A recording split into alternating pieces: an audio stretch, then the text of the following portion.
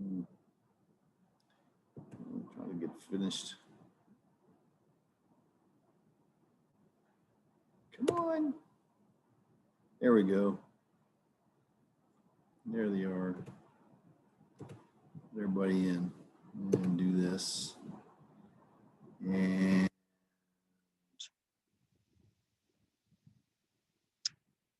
let's see. I think that's where I'm supposed to be.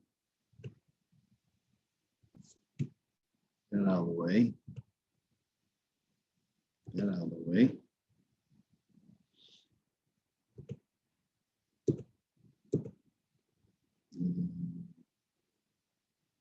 Do that.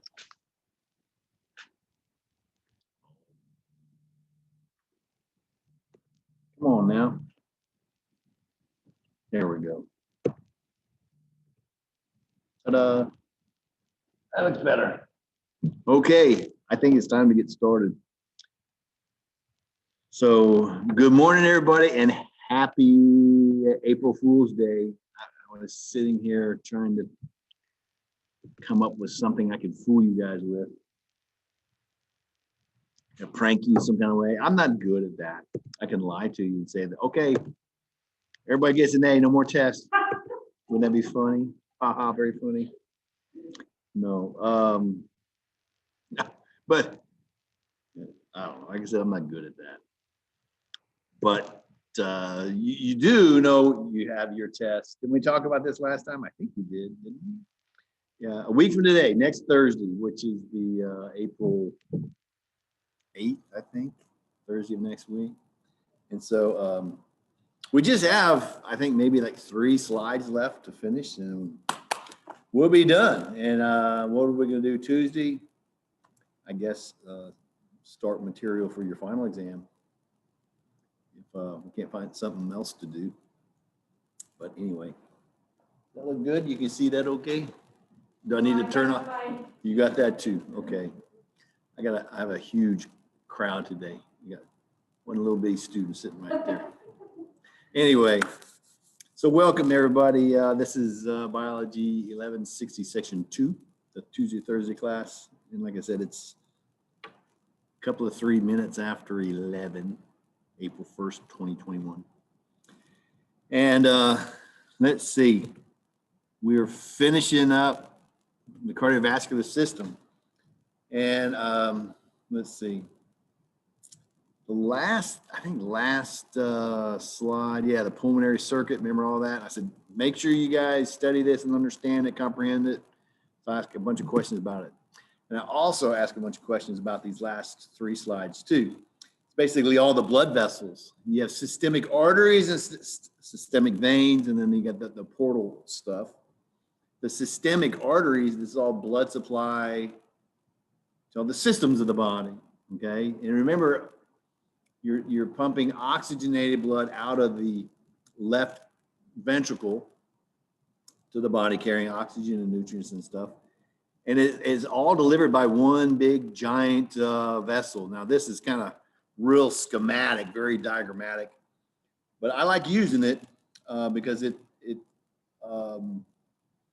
summarizes the basic blood supply to all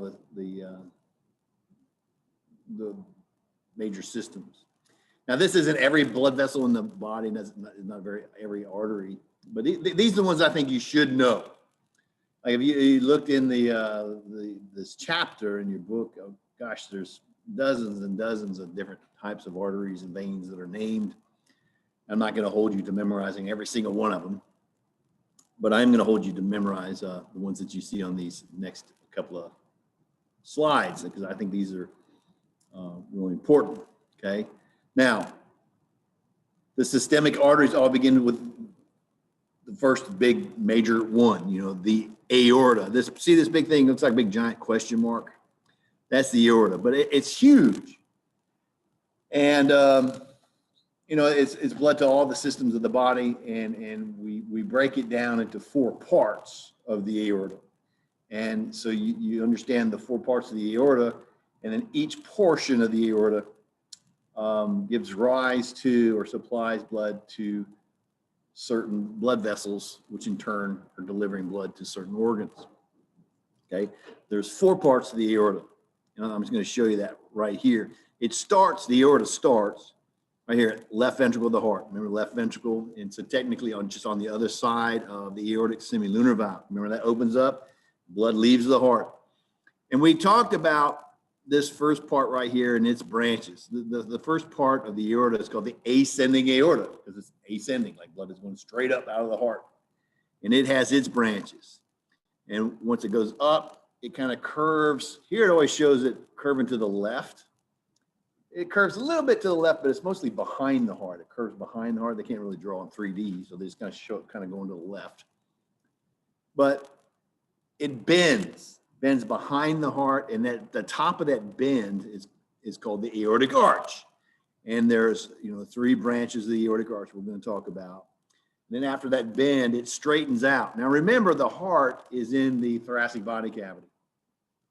Okay, and the thoracic body cavity is the thoracic body cavity until you meet up with the diaphragm, right? So everything above the diaphragm is thoracic body cavity.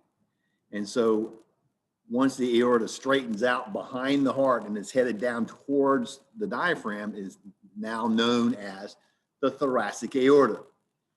Some books will actually call it the descending thoracic aorta, but that, to me, that's redundant. Just call it the thoracic aorta. And that it's understood that it's that portion of the aorta between the aortic arch and the diaphragm is the thoracic aorta. And it too, excuse me, has branches, and it's supplying blood to stuff that's in the thoracic body cavity. But you can see that I whited them out.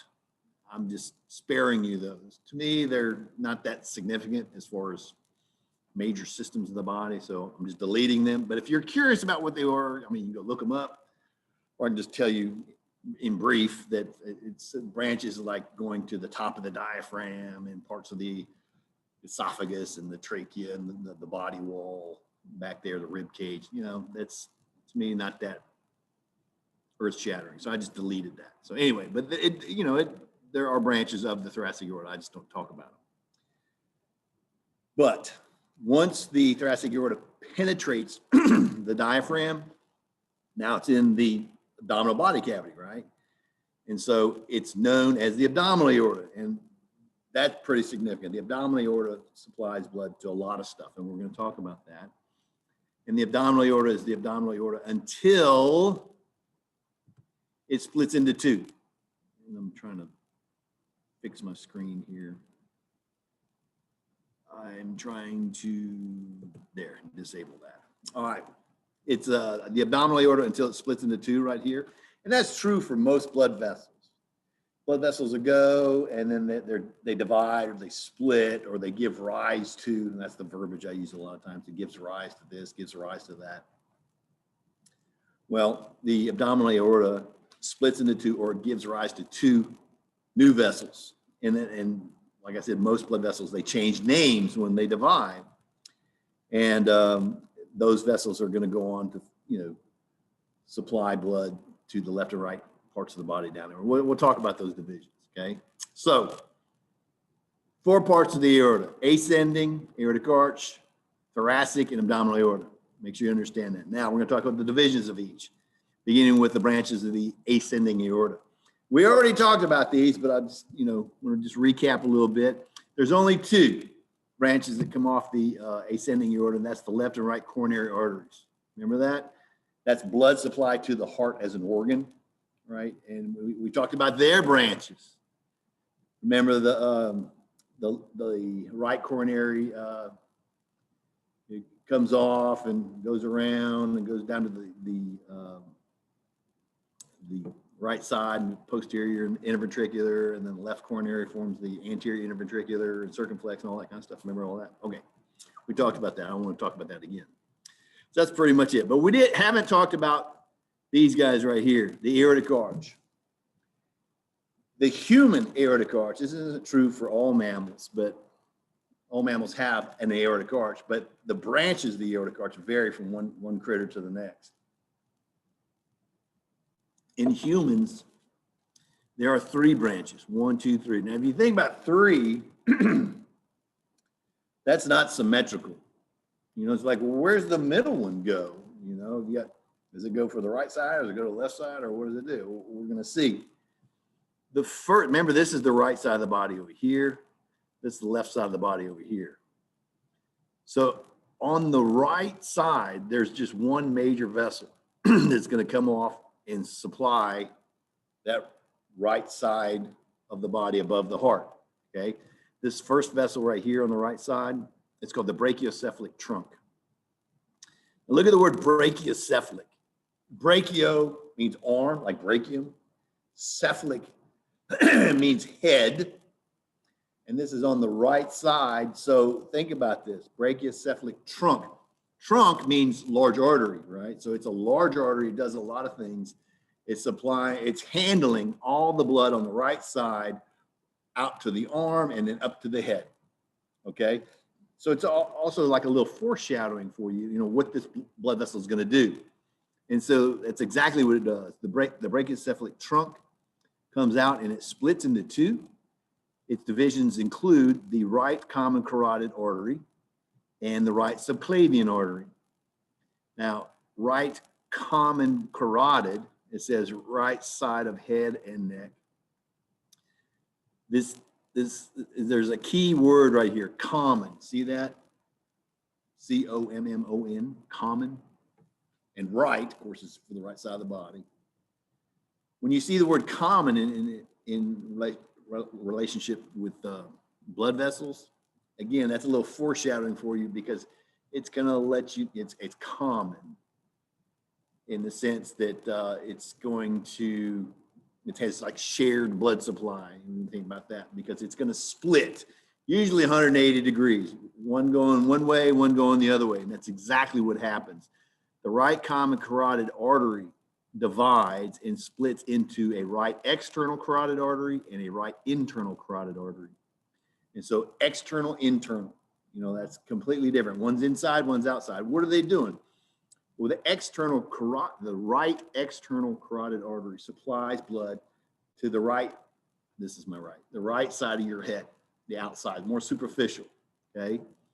The right internal carotid artery splits in your throat, it's in your throat, it splits and it enters the base of your skull. It actually enters, remember the carotid canal? If you're in my lab, you probably remember the carotid canal. That's for the internal carotid artery on the right side, okay? So these two, external, internal, that's where the word common comes from, okay? Now that's the cephalic portion of the brachiocephalic, get it? Brachiocephalic trunk. What's the brachial part? Well, remember, right subclavian. Look at the word subclavian. What does that mean? It means literally under the clavicle. Remember, your clavicles, your collarbones are running horizontally at the top of your chest. Underneath them, there's blood vessels running right parallel with them. There's an artery and a vein. The artery is the subclavian artery. And so on the right side, it's a branch of the brachiocephalic trunk heading out towards the right limb. It's the right subclavian artery for a short way before it splits into two.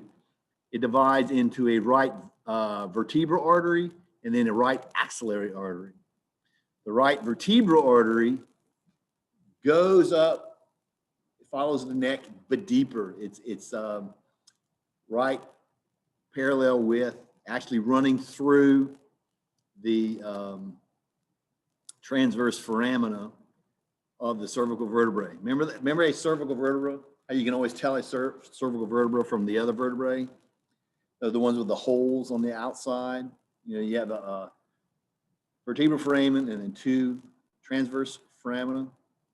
Well, those transverse foramina are for this blood vessel, the vertebral artery, okay? And then axillary, what's axillary mean? It means of the axilla. Axilla is your armpit. So once this splits off, the rest of it is going out toward your arm. It's traveling in your armpit, and then it's going to head out to your arm. And then it's going to divide, and it's going to have branches, and its branches are going to have branches, and so on and so forth. But I'm sparing you all those. If you learn it out to here, that's fine. Okay. So understand. That's another thing too. Learn your branches, you know, one section at a time. Make sure you understand the three branches of the aortic arch, And then from there, understand, okay, what are the branches of the brachiocephalic trunk? And understand that first, okay? Now, so that's pretty much taking care of the right side of the body, basically the right side of the neck and head, or right side, neck and head like this, okay? Now, what about these other two? Well, if you look closely, these are basically just mirror images of the right side of the body above the brachiocephalic trunk. You have a left common carotid artery and a left subclavian artery, but they come directly off the aortic arch. So in other words, there is no brachiocephalic on the left side of the body. Why not? Well, I don't know. That's just how you're built. That's a human thing. Cats have an aortic arch, and the branches of their aortic arch are different than humans. And pigs are even different than that. You know, some animals are the same, but most of them are different. And like for pigs example, pigs have a brachiocephalic trunk, and it comes up and it splits into both of the common carotids and a right subclavian. And so they only have two branches coming off the aortic arch. So I don't know, it's just different. But this is a human thing.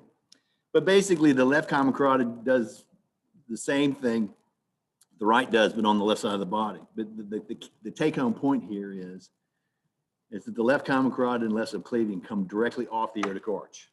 Okay, so there is no such thing as a left brachiocephalic trunk.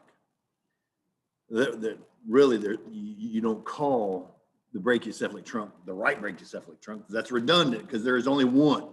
It's just understood that it's on the right side. Okay, so there you go. Y'all got that? All right, so next, again, like I said, there's the thoracic aorta, which stays in the thoracic body cavity. We'll just say it's supplying blood to structures in the thoracic body cavity. I'm not going to ask you specific names about those. But once we get down in here, I'm going to ask you about this stuff. The abdominal aorta, this is pretty important because this is, you know, all of your abdominal viscera that's in there, your abdominal body cavity. All right. The abdominal aorta is the abdominal aorta until it splits into a left and right common iliac artery. What did I tell you about the word common? Remember I was telling you up here, common? What does that mean? Now, it doesn't tell you what it splits into, but I'm going to tell you. It's not illustrated here. So if you don't hear this lecture, then you're not going to know this on the test. Some stuff I tell you, some stuff I have it spelled out for you. But right here, I'm telling you. The right common iliac and the left common iliac, they split. And their divisions are pretty important. So I'm going to tell you what they are. And you probably are going to guess what they are. Remember, because I told you common, there's going to be an external, internal version, right? That's true. Both of them do the exact same thing. The right and left common iliac arteries divide into right and left internal iliac arteries and right and left external iliac arteries. The internal iliac arteries stay inside the pelvic cavity, and they supply blood to structures that are in your pelvic cavity, like your rectum, your uterus if you have one, bladder, etc. Everything that's in there is supplied by the internal iliac arteries. The external iliac, it's called the external, because they leave, they become external. They head out towards the thigh, they're in the inguinal region. Once they're into the thigh, then they start changing names because they're going to split. You have a femoral, deep femoral, et cetera, et cetera. But what only thing I'm going to hold you responsible for are the common iliacs and the internal, external iliacs. Okay, now, what about all this stuff? Well, the abdominal aorta, of course, you got all your innards in there, all your guts. And that's going to be supplying blood to all that. It does it two ways. Your abdominal aorta has two sets of branches that come off of it. What we've seen so far are basically paired branches, paired in the sense that you have left ones and right ones. You know, you have left common carotids, right common carotids, right subclavians, left subclavians, et cetera, et cetera. So those are all paired because you've got two sides of your head. You got a right arm, left leg, left leg, et cetera, et cetera. But not all blood vessels are paired. Okay, the abdominal aorta has paired branches and has unpaired branches. So why does it have unpaired branches? Well, you think about this for a minute. Think about what's in your abdominal body cavity. Your liver, your spleen, your stomach. How many livers do you have? I don't know about you, but I only have one. How many stomachs do you have? You have one. How many spleens do you have? One. How many pancreases do you have? One. So you only have one, so you only have one branch going to each of those, okay? And so those are unpaired branches going to all these organs. Now, here's your diaphragm. And remember I said the abdominal aorta is formed as soon as it comes through the diaphragm. And it does the exact same thing in all mammals. Only mammals have a diaphragm. So a non-mammal doesn't have a diaphragm, so they don't really have body cavities like this. But it doesn't matter if you're a human or a bunny rabbit or a giraffe. The abdominal aorta is going to do the exact same thing every time. As soon as it comes through the diaphragm, it produces its first unpaired branch. The first unpaired branch is called the celiac trunk. See right here, celiac trunk. Celiac trunk. Remember I told you trunk means large artery.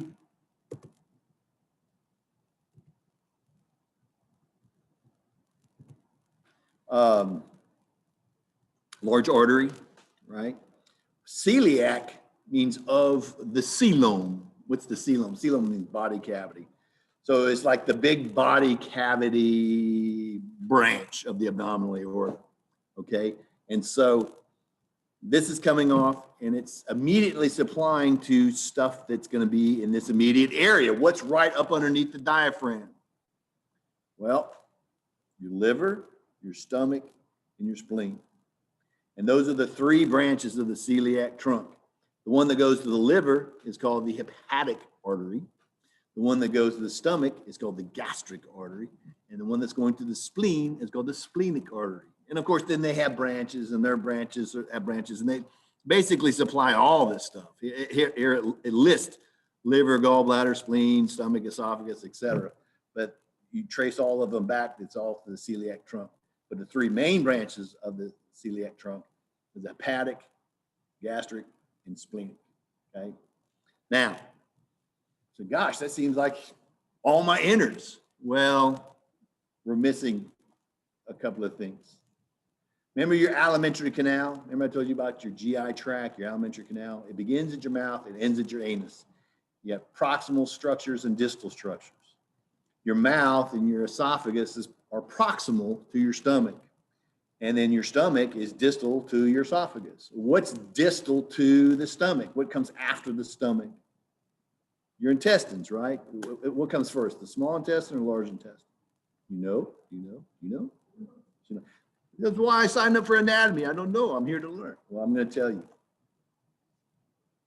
After your stomach comes your small intestine. Then after your small intestine comes your large intestine. Your large intestine finally terminates at your anus. That's the last thing.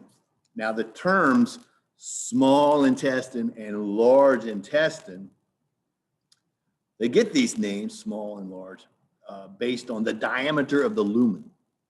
Because the lumen of the small intestine is pretty small. It's about an inch and a half, something like that.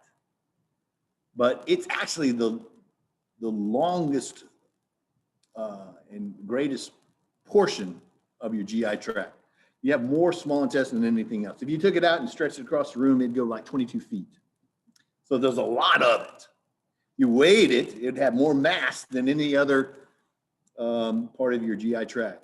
The large intestine, being large, it must be huge. It has a big diameter, okay? But it's not very long. And so it has a blood supply to it, but not nearly the blood supply that you're going to get going to the small intestine.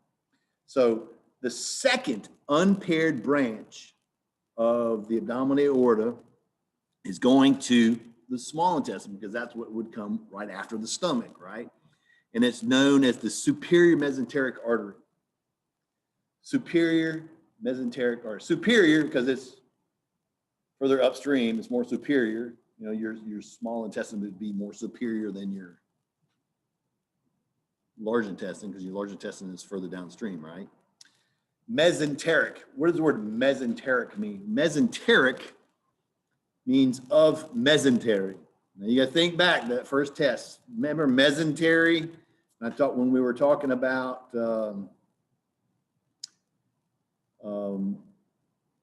visceral peritoneum and parietal peritoneum. Remember the serous membranes that are in this body cavity right here, in the abdominal body cavity, the peritoneal cavity. Remember that? And then I said there's a bridge, a liaison between the visceral peritoneum and the parietal peritoneum. And we called it mesentery. It's that cellophane-looking stuff that anchors your guts to the wall. And that's one of its functions, is to anchor all your entrails into the abdominal body cavity. But another function of it is to allow passage of blood vessels to the GI tract. And you can see this, like the next time you clean an animal, if you've ever cleaned an animal, you cleaned a fish or a deer or a rabbit or a squirrel or something like that, look at the intestines. You take the intestines and kind of unfold them. There's this kind of a clearish cellophane looking material between the intestines. And look carefully, you'll see a bunch of little branches. Those are blood vessels heading to the intestines. Okay, that clear cellophane looking stuff is the mesentery. And the vessels in the mesentery are mesenteric vessels. And so you have a superior mesenteric artery, which is supplied, that's the blood supply to the small intestine. Okay. Now, downstream from that is the inferior mesenteric artery, which is basically supplying blood to the large intestine. Now, of these three branches, the celiac trunk, superior mesenteric, inferior mesenteric, the superior mesenteric is the biggest. You would think, oh, the celiac trunk must be huge because it's called a trunk and it's going to the liver. It's sizable, but it's not near as big as the superior mesenteric. Because remember, I told you, you have more small intestine than you got anything else. And so it's huge. This is a huge blood vessel going to all your small intestines, okay? Your hepatic artery going to your liver, you think, gosh, that's got to be a lot of blood. Well, we'll see why when we look at blood supply to the liver, a little bit more detailed, why it's not that big. But the liver is a very bloody organ. It's very, very vascularized, and there's a lot of blood going to it. And of course, your spleen is very bloody too. We didn't really talk about the spleen so much in here. I think you talk more about the spleen in physiology than we do in anatomy. But your spleen is kind of a part of the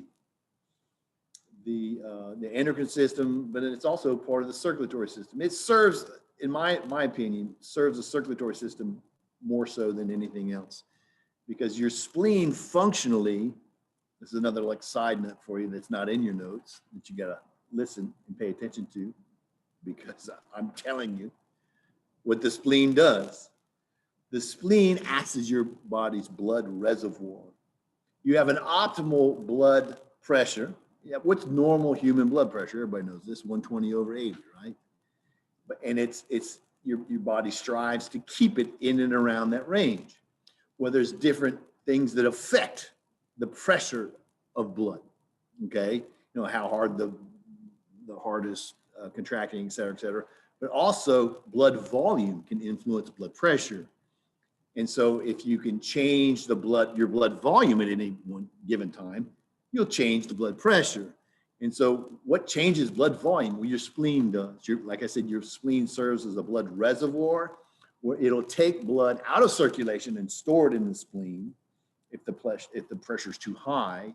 But if the pressure is too low, it'll put blood into circulation. So if you add more volume to the circuit, it'll increase the pressure. So you lose a limb, you get your arm lopped off and you're bleeding, you know, and then they'll say somebody, of course, you're bleeding out, your blood pressure is dropping. But if you can apply a tourniquet in time to prevent from losing too much more blood, well, your body will try to compensate by that by delivering the contents of the spleen into circulation to raise the blood pressure back up. That's pretty drastic, but monitoring from day to day, I mean, that's what your spleen does. But your spleen does other things too, as far as the, more of an endocrine type function. And we'll talk about some of that later. And I think you get into more of that in FIS. But anyway, those are your unpaired branches of the abdominal aorta. Celiac trunk, superior mesenteric, inferior mesenteric. Make sure you understand that and know what they all supply blood to.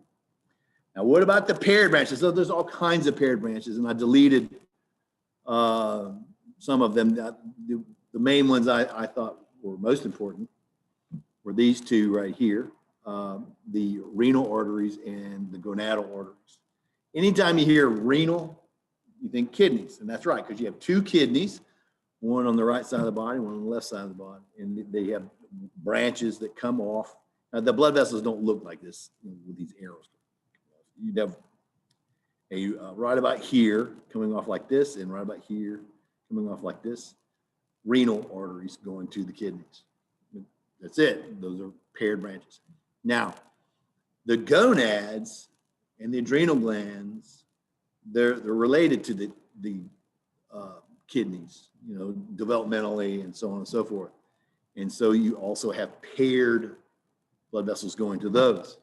Now, here it calls the arteries, the paired arteries that are going to the gonads, the gonadal arteries. But I got to tell you, nobody calls them gonadal arteries, because usually you know the gender of your subject that you're studying, usually, right? So if you are observing a male, his gonadal arteries would be appropriately labeled the testicular arteries. Some older books, or just some different books, sometimes we'll call them spermatic arteries. I personally don't like to use the word spermatic, because that's more at the gamete than it is the gonad, because they have no equivalent to that in the females. The gonadal arteries in females are called ovarian arteries. There you go. So you have right and left gonadal, you have right and left testicular arteries in the male, and right and left ovarian arteries in the females, or collectively, like the neuter term will be gonadal. But who knows, this might be the more politically correct term to use nowadays, because, oh no, that's sexist. Well, yeah, right, it is, because you know what? Nature is sexist, isn't it? You either have testes or you have ovaries. Think about that. If you have testes, they're supplied with a testicular artery. The ovaries, they're supplied with an ovarian artery. And they're not the same, okay? They're both going to gonads. Yeah, but the gonads are different. And the position of the gonads are different. And so the morphology of these vessels are different. But they are paired, okay? So anyway, that's that. So we good? I saw a chat. I don't normally do this, but I'm going to entertain a chat for a second. It says, each iliac have internal and external iliac. Yes, they do.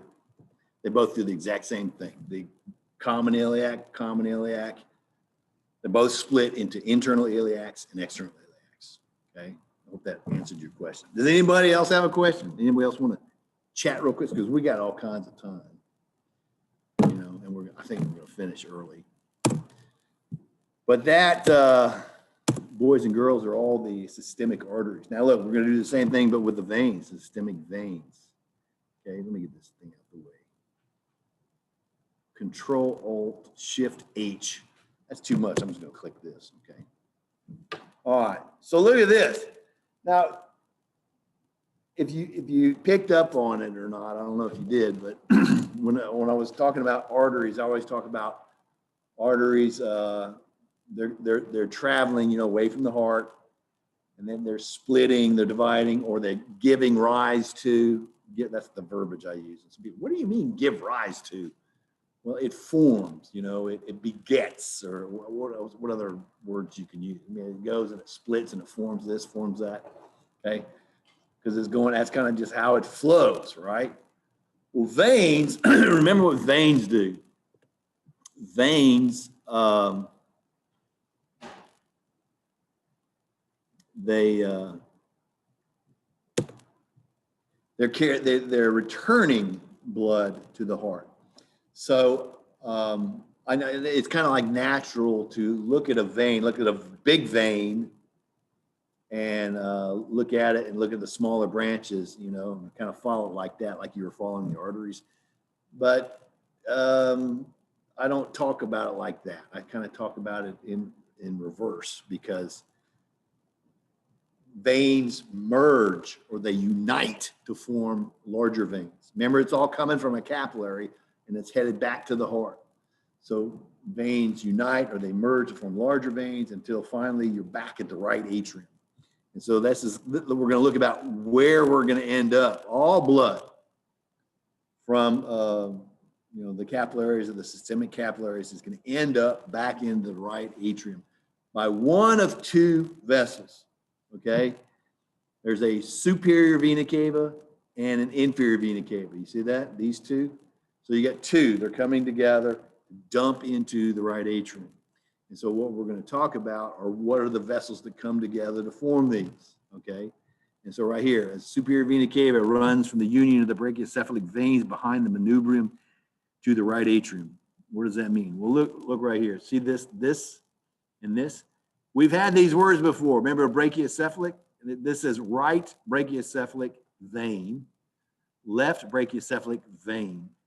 There are right and left brachiocephalic veins, but there's only one brachiocephalic trunk. Remember, on the right side of the body? So you have two brachiocephalic veins, one brachiocephalic trunk or artery, okay? What do these do? Well, look at the name, brachiocephalic. Means arm and head. And it's exactly what it does. It receives, both sides of the body does the exact same thing. The right and left brachiocephalic veins receive blood from the head and up and limb. And that's what on the right side, it says right side of the head and right upper limb. And then on the left, it says left side of head and left upper limb. Basically, they're mirror images of one another. So there's no kind of special anything like we saw in the arteries up there. Okay, so it's basically the same thing. So what forms these brachiocephalic? Because that's arm and head, right? Well, there's two. There's two blood vessels that unite to form the brachiocephalics, and it's the same on both sides of the body. There's a right, we're just going to look at the right side because the left side is pretty much the same. It is the same, but just on the left. But both brachiocephalics are formed from the union of an internal jugular vein and a subclavian vein. So you have a subclavian artery and a subclavian vein. But remember, the equivalent to the jugular, the internal jugular, was the common carotid. So wouldn't it be easier just to call it a common carotid vein? Or is there such thing as a jugular artery? No, there's not. But this internal jugular vein, or jugular, if you want to say it like that. Everybody says jugular, but I think technically it's supposed to be jugular. It's a tomato kind of thing. We're going to call it jugular. But the internal jugular in the common carotid run parallel to one another in the throat on either side of the trachea. You can't miss it. But it comes down and it joins one coming across from the shoulder that's running parallel with the subclavian artery.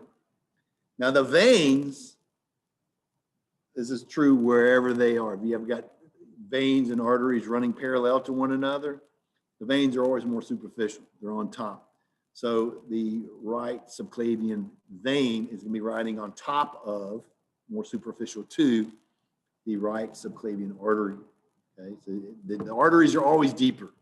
Okay, and these are running the internal jugular. It's more superficial, kind of on the outside. The common carotid is a little deeper, okay, and more internal. But anyway, the subclavian, remember under the clavicle, whatever, it's formed from the union of a axillary and external jugular. Okay, maybe internal jugular is basically entering the base of the skull, right there. Remember the jugular foramen, And then there's external jugular. That's the more superficial, the side of your head. Okay. And again, basically the axillary is running parallel with the axillary artery, basically running in reverse, you know, draining blood from the limb. And again, the left side does the exact same thing. So understand this, that the superior vena cava is formed from the union of both of these brachiocephalics, and both of the brachiocephalics are formed from the subclavians and the internal jugular. Okay, you got it? Now, what about this? The inferior vena cava. The inferior vena cava is huge. It's the largest vein in your body, and it's basically the running like the reverse of the abdominal aorta, basically. It's formed, look way down here, it's formed from the union of the right and left common iliac veins. And I'm going to ask you this. What do you think forms the right and left common iliac veins? Take a guess. Remember I told you the word common? What's common mean? Remember, internal, external, it's true. The right and left common iliac veins are formed from the union of the right and left internal iliac veins and the right and left external iliac veins. The external iliac veins, of course, are draining the legs, and the internal iliac veins are draining, you know, everything that was supplied blood to from the internal iliac arteries, everything in the pelvic body cavity. Okay, so these two, well, there's four. 1, 2, 3, 4 form these two common iliacs, and they're coming up, and it forms inferior vena cava, and it goes all the way up to the right atrium. Okay, so the inferior vena cava actually occurs in two body cavities. A little bit of it is in the thoracic body cavity, just underneath the heart, but most of it is in the abdominal body cavity. You see that? And as it is going up, along the way, there are some paired branches that kind of just dump into it on the way. And that's what I have listed here. I deleted some stuff, but these are the main ones I wanted you to see. At the very bottom here, you have now, not exactly, veins kind of do this sometimes. They're not exactly always mirror images on each other, like it's nice and mirror image up here, nice mirror image down here. Right here, the gonadals kind of act a little wacky. Here it says the right gonadal, but then parentheses, it says left drains into the left renal. Okay, what does this mean? Well, if you're a male, it'd be the right testicular, you know, on this side of the body. If you're a female, it'd be the right ovarian. And what happens is that on the right side of the body, it drains either from the testicle or the ovary and dumps directly into the inferior vena cava. But on the left side of the body, or I should do like this, because I know everything's backwards. When you guys are looking at me, it's backwards. I should go like this, right? Am I pointing to this side when I do this? I think I am. Anyway, but on the left side of the body, it doesn't do that. You have right and left renal veins, and the right and left renal veins are just basically running parallel with and doing the opposite of what the right and left renal arteries are doing, okay? But on the left side of the body, the left renal vein receives blood from the left gonad, okay? And so that, why, I don't know. It's kind of another human thing. You make yourself a checklist of things you want to ask your creator when you get up to the pearly gates. So why didn't you make our blood vessels more symmetrical and easier to study? Because I had a hell of a time in anatomy trying to keep all this stuff straight. That's just how you're built, you know. All humans are like that, and this isn't across the board for all mammals. That's just kind of what humans do.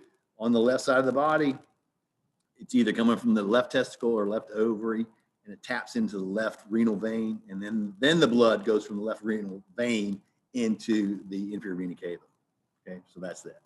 Now, That's pretty much it. Taking care of the gonads and the kidneys. And then right here I have, I didn't fix this. This isn't 100% true. It says R and L hepatic vein. So that gives you the impression that there's a right and left hepatic vein. Well, it's kind of true. Well, there are not like the renal veins because you have a right kidney, left kidney. You only have one liver, okay? Your liver is huge. Most of your liver is right here in the center of the abdominal body cavity, and it kind of tapers off over here to the right side like this. Well, the liver drains into the inferior vena cava, but it does so by several veins come off the top of the liver, and they tap into the inferior vena cava right here, just up underneath the diaphragm. And there's not just two of them. There's several. There's several right ones and several left ones. They're all kind of just tapping in like that. So that's it. That's all the contributions to the inferior vena cava. Does it feel like we're missing something? Does it? You think that's everything in the abdominal body cavity? You got a liver, you got gonads, you got kidneys. What else is there? So I can see you. What else is in the abdominal body cavity? There's all kinds of things in there. What are we missing? You're missing your stomach, you're missing your spleen, you're missing your pancreas, you're missing your small intestine, you're missing your large intestine. All that stuff is not listed here. Do you know why? Because none of that blood, we supplied blood to all that stuff, but all that blood does not go to the inferior vena cava. It goes to another capillary bed. Remember, what did I tell you? There was a name for that. For blood vessels that are connecting two separate capillary beds. Remember that? You have capillary bed over here, capillary bed over here. And what do you call that? Connects two separate capillary beds. Called a portal vessel. Okay. Look at your next slide. The hepatic portal system. What this is, anytime you hear the word hepatic, it means liver. And so look, here's your inferior vena cava. Here's your hepatic veins that I was saying that you have more than just two. But imagine your liver is just one big giant capillary bed, okay? And it is drained by hepatic veins into the inferior vena cava. But all your guts, the intestines and the stomach and all that drain into one vessel right here that supplies blood to the liver. And that's called the hepatic portal vein. Now remember, think back when I said, remember the branches, the first unpaired branch of the abdominal aorta was the celiac trunk. I told you the celiac trunk splits into three: the hepatic artery, the splenic artery, and the gastric artery. And I said, the liver is a very vascular organ. A lot of blood supply, is a very bloody organ. But if you look at the hepatic artery that's supplying blood to it, it is not very impressive. It's very small. And so it's only about a fourth of the size of this vessel supplying blood to the liver. 80% of the blood supply to the liver comes from the hepatic portal vein. So only about 20% of the blood going to the liver comes from the oxygenated blood that's coming from the celiac trunk, which in turn came from the abdominal aorta. So what's going on with this? Why is all this blood coming from the hepatic portal vein? What's the liver doing? Why is all this? Why can't you take all this blood from the spleen, the small intestine, large intestine, and the stomach? Why can't you just take all that blood and dump it directly into the inferior vena cava? Why does it have to go to the liver first? So you think, well, what's the liver doing? What does the liver do? Does anybody know? Well, we talked about the function of the spleen a little bit. kind of getting ahead of myself and talking about the liver, the function of the liver a little bit. What does the liver do? The most like common answer that I get from students when I say, what's the liver do? It filters the blood. Yeah, that's not wrong, but it's a very weak answer because your liver does so much more than just filters the blood. The analogy I always give, or I used to give in lab when I can actually teach with a chalkboard and draw stuff on the board, is I would say your liver is your body's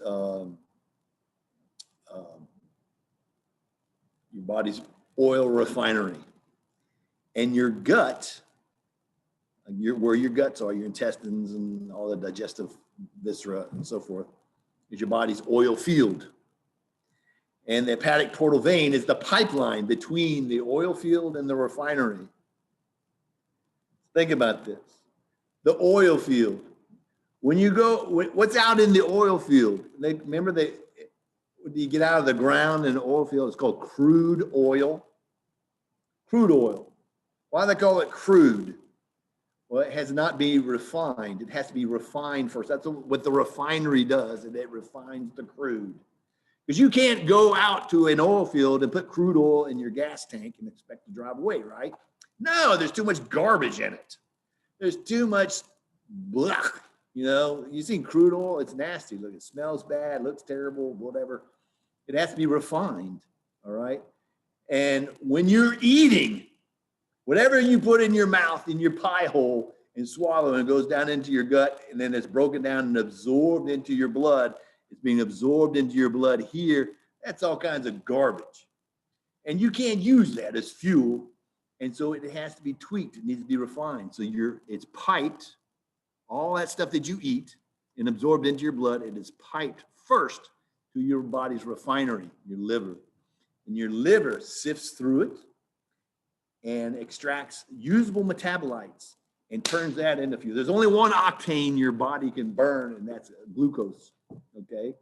And you get glucose and you have a glycogen, and then glycogen is formed from glucose. It's like the storage form of glucose, and that's your blood sugar, and that's what you need for fuel. That's the only thing that your body can use.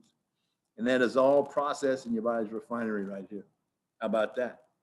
So, the hepatic portal vein, bulk of the blood supply to the liver. And of course, it drains everything that those unpaired branches of the abdominal aorta supplied blood to.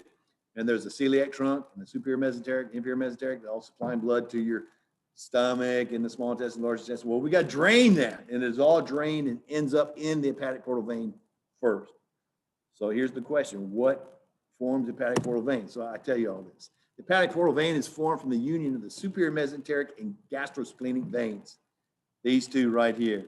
Okay, see that? These two come together and forms the hepatic portal vein. So the hepatic portal vein exists from here to here. All right.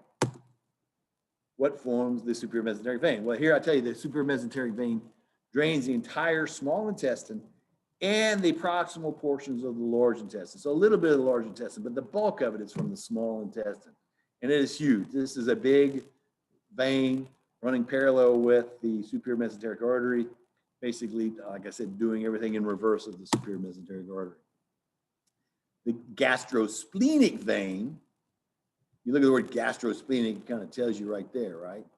It's formed from the union in the inferior mesenteric vein and the splenic vein. So here's the inferior mesenteric vein and splenic vein coming across like that. I tell you, the splenic vein drains the spleen, that makes sense, and the pancreas.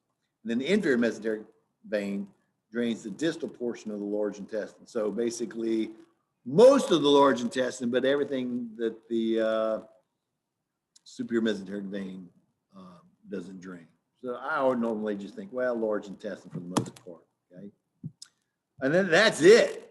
So that's the hepatic portal coming up. But as the hepatic portal is heading up, you got some stuff that dumps into it. And I tell you about the stomach here. I tell you, before entering the liver, the hepatic portal is joined by right and left gastric veins, which drain the lesser curvature of the stomach. So there's a couple of blood vessels that are coming off the stomach that kind of tap into it. Now, a lot of times when you're adding blood vessels to other blood vessels, the names will change, but these are pretty small. They're significant, but they're not, I guess, significant enough to change the name of the blood vessel. But this huge vessel right here that's supplying 80% of the blood supply to the liver, the hepatic portal vein, it doesn't change its name after receiving contributions from the stomach. So you have two gastric veins that kind of pipe into it like that. And I think that's it. The end. Look, we got 25 minutes to spare, so we're done. So do you guys, are you, madam? We got one student in here today. Does anybody have any questions? I don't know how many people are here today. 14 people. We got a big crowd. Some people are doing Easter early, I guess. But I see you people in here. Let me click on. I'm sure I have a question. I just have to. Oh, I heard somebody chirping, but I couldn't hardly hear you. I said I'm sure that I have a question. I just got to find one first. Oh, that's a good thing to say. She says she has a question, but she says sure she has a question, but she got to figure out what it is first. Well, you guys do that between now and Tuesday. Listen to me. You got a nice little break here. Study, because your test is you have 1 week to get all this hammered out and make sure you know it well for your third exam. Third exam is going to be not fun, okay? And I don't make it not fun. It's just the material.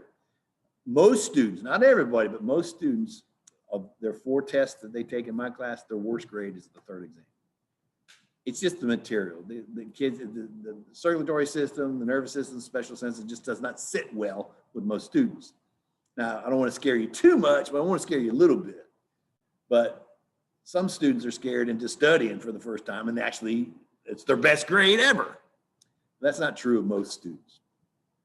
Yeah, I feel like I've been studying, but it's not actually getting in my brain. Like, do you have any tips for, like, I'll look at it but I'm not truly understanding it, I guess. Right. And you're not alone. And there's a lot of students like that. They go over and go over and go over, and then they say, oh, it's just not sticking. My best advice for folks like that is, for everybody, I think everybody should do this, is study in groups. When you're in a group, you can talk about it and ask questions, bounce questions off of one another. And plus, when you're talking about it and you have a discussion about the material that you're responsible for, you'll actually find out how much you don't know. See how much you know is how much you don't know. And in that whatever material you do kind of have a grasp on, you can talk about it. And so talking about the material and explaining it to somebody really, really, really helps you learn it. And I've always said this, and you talk to any professor, they'll probably tell you the same thing, is that you've never really learned material until you yourself had to teach it. It's like, man, I thought I knew it before, but when I had to start teaching it, man, I learned it so much more detail and had such a greater depth. And so I think being in groups and talking about it really helps with the comprehension,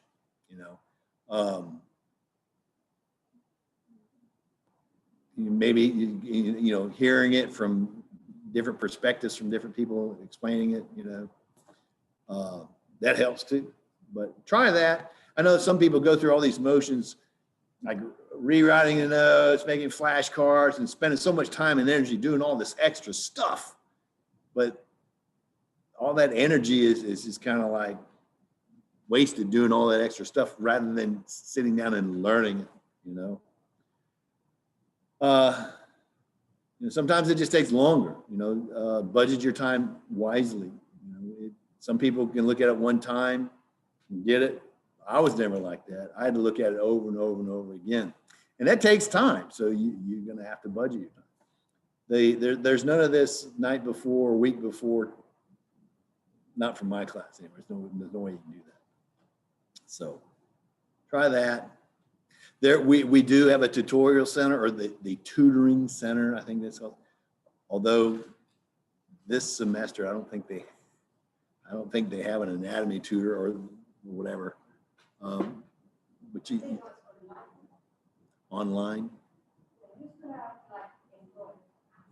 Oh yeah, that's online. But I think the only thing I think they have one tutor for mostly math. But I used to, in the past, have a lot of former students that would become tutors, which was great. Now, if any of you out there are really doing well in my class and are willing to become a tutor, you can, seek the tutoring center and offer your service, at the end of the semester, if you make an A in a class. And I'm telling you too, that's another thing too. If you are a good student and you're doing well, it really helps you learning and retaining. And that helps you for your other classes, and it's going to help you for your academic career. That's what I did. I was telling somebody earlier in the week how I got into teaching to begin with, because when I was in graduate school, I wanted to, know my discipline well, because in a graduate degree, at least when I was in school, you have to get your degree, you have to pass your orals. And your orals is what it sounds like, that you're sitting in a chair like I am right now in front of a bunch of professors. And they're all just sitting there looking like this at you. And they just start asking you questions. It's an oral exam, and you sit in there for hours. And you do two things. First, you defend your thesis. I did this research project, and I wrote a thesis, and this is my thing. This is my big project that I did for the past 2 years, And you talk about it and you defend it, and okay, great. I think that's the last thing you do. But the first thing you do is you just, I have a master's degree in biology, and so they evaluate whether I'm worthy of a master's degree in biology by asking me anything biological or anything. I said, how do you study for that? He said, well, you can't study for that. We'll ask you anything from kindergarten to yesterday. So what? Yes, anything, everything's fair game. I said, oh my God. So what do I do? What do I do? So I said, if I start becoming start teaching some labs and do some stuff like that, that's going to help me retain it. So that's how I got into teaching. I started teaching some zoology labs in preparing for my orals. For 2 years, I taught. And then after I did, I said, hey, this is kind of fun. I'm going to do this for a career. But that's how I did it. It was amazing, because I went in there, and one professor had the sheet of paper. He was, all right. He says, your name is Avery. I said, yes, sir. It is. It's Avery. It starts with the letter A. I said, yeah, it does. I want you to define the word Avery. I said, what? He goes, yeah, I've got a bunch of words on here that begin with the letter A, but I'm going to start with this one, Avery. So, Avery. Well, it's actually French for Alfred, and Alfred means the ruler of the elves. And he goes, what? How did you know that? So I don't know. That's something I picked up in kindergarten, I guess, whatever. And then he goes, okay, well, then they got all these other words with the letter A. And basically what he did is he just copied the glossary out of a textbook. Everything that begins with the letter A. He goes, okay, next word, abducens. And then he goes, archeosaur. And then he's let it all these for an hour. I was defining words that begin with the letter A. Yeah, they just haze you. They're just hazing me, giving me a hard time to see what I'm built of, as a character or whatever. But the most important thing was defending my thesis, which I did fine, I guess. Look, I'm here. They gave me a degree. Very good. So any other questions? That's my story. I'm sticking to it. No, you guys good? There's still 13 of y'all out there. Okay, well, listen to me. Go home. Happy Easter break. You got Friday, Saturday, Sunday, and Monday, I guess. Study, study, study. Jot down some questions, and we'll entertain that Tuesday. I don't do a review. You say, Mr. Williams, you review? No, I don't. No, the closest thing I can have to a review is a question and answer session. That's the best thing I can do. You know, because I've been reviewing all semester. That's what I consider. I'm kind of giving you what I think you need to know. You know, I'm not like in high school that you get your teacher up there that just rambles on for 6 weeks or whatever, and then just gives you a copy of the test and say, okay, this is what we're going to test on. No, I don't do that. Everything I talk about is important in my mind. And so I want you to know everything. And so if there's parts of your notes you don't understand or you're kind of confused, shaky about, write it down and present that Tuesday. Okay, and we'll go for that. Make sure everybody's on board and ready to go for your test Thursday. Okay, sound fair? Okay, I'm gonna head out, and happy Bunny's Day. I hope the bunny brings you all some nice goods, chocolate stuff or whatever.